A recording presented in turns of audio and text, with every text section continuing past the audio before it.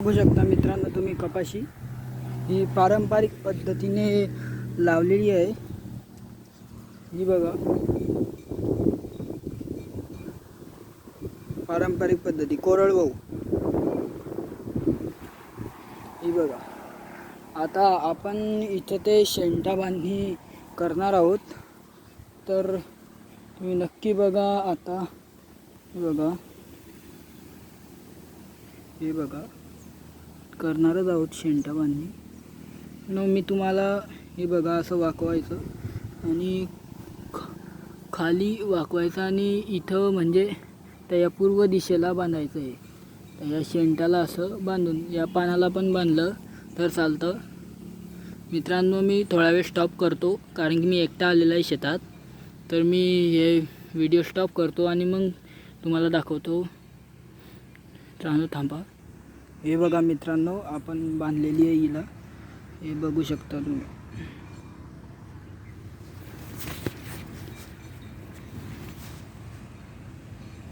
बघू शकतात आणि आता हे आपण म्हणजे कोरडवाहू आहे आणि आपण अमृत पॅटर्न प्रमाणे केलेलं नाही, पण आपण म्हणजे ही कपाशी आपण पुढच्या वर्षी अमृत पॅटर्न प्रमाणे करणार आहोत। म्हणजे यावर्षी माहिती पडलं म्हणून तसं झालं, नाही तर आपण अमृत पॅटर्न प्रमाणेच केली असती।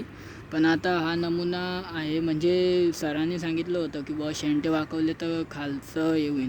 तर आता मी हे बांधता मोजले, याला कमीत कमी बघू शकतात तुम्ही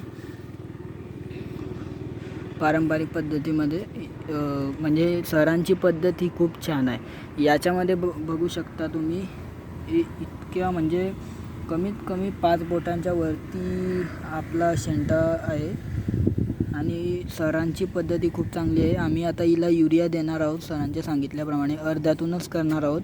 म्हणजे अर्ध्यातून म्हणजे करून बघू बुवा युरिया दिल। सर म्हणता की जर आपल्या म्हणजे आपल्या कपाशीला जर खतांची मात्रा हवी असेल तर आपण म्हणजे जेव्हा माल पोचतो तेव्हा त्याला खत पाहिजे असतं, तर आपण हे देणार आहोत युरिया आता हिला। हे बघा तुम्ही फळफांद्या बघू शकतात, 1 2 3 4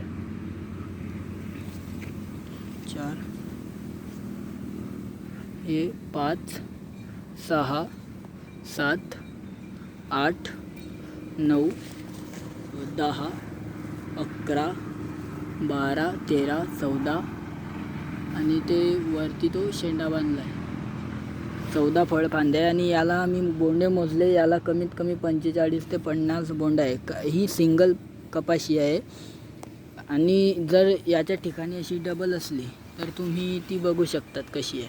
आणि ही बघा सिंगल आहे, खोड बघू शकता तुम्ही, ही बघा कशी आहे हिला आणि तिला। तर हा फरक आहे सिंगल पयाटीमध्ये आणि डबल पयाटीमध्ये। तुम्ही अमृत पॅटर्न नक्की वापरून बघा, सरांची पद्धत ही खूप चांगली आहे। आम्ही पुढच्या वर्षी वापरणार आहोत, तुम्ही नक्की वापरून बघा। आता आम्ही युरिया देणार आहोत म्हणजे जेणेकरून शेंडावरती बांधलेला आहे आणि खाली जर माल आलेला आहे तर तो माल पोसावयास म्हणजे मदत होईल बुवा आपल्या कपाशीला, जे जास्त लागेल। सर म्हणतच की बुवा म्हणजे आता हे बघू शकतात तुम्ही, ही तर फांदी फुटलेली आहे, ही आहे।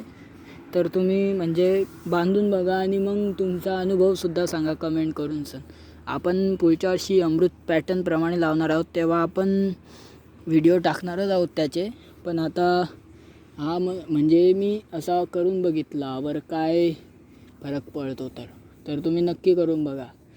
सर हे खूप म्हणजे चांगले आहेत, त्यांनी म्हणजे शेतकरी कसा समृद्ध होईल याचा विचार केला त्यांनी आणि शेतकऱ्यांना म्हणजे मोफत त्यांची पद्धत सांगता येते। हे त्यांना म्हणजे त्यांची पद्धत म्हटली म्हणजे आपला सूर्यप्रकाश हा जास्त भेटतो कपाशीला कोणत्या पण याला तसं, आणि हवा पण खेळती राहते आणि आपला निंदीचा खर्च वाचतो त्याच्यामध्ये। आणि दाबायची म्हणजे कशी, तर ही कपाशी ना त्या 3च्या पट्ट्यातून 6च्या पट्ट्यात, म्हणजे ही कपाशी आहे तर आता समजून घ्या इथं पारंपरिक आहे, या पट्टा आणि याच्या शेजारी तिकडे 6चा पट्टा आहे म्हणजे चवळा असेल।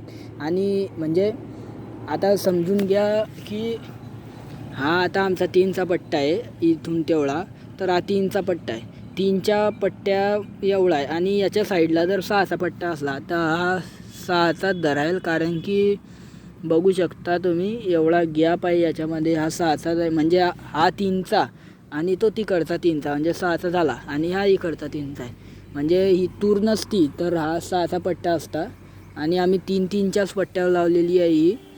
पण काही म्हणजे फळ फांद्या आहेत, पण माल पण हे बघू शकता तुम्ही मित्रांनो. यावर्षी आणि मटेरियल पण मिळालं नाही. तर तुम्हाला कसं वाटलं व्हिडिओ नक्की सांगा. आपण हे केलेली आहे आणि तूरचे शेंडे देखील हे बघा, असे खुडायचे तूरचे शेंडे देखील, म्हणजे जो त्याच्या आजूबाजूचे जे हे राहतात ते म्हणजे वाढ होते त्यांची खूप, त्यांच्या आजूबाजूच्या फांद्यांच्या.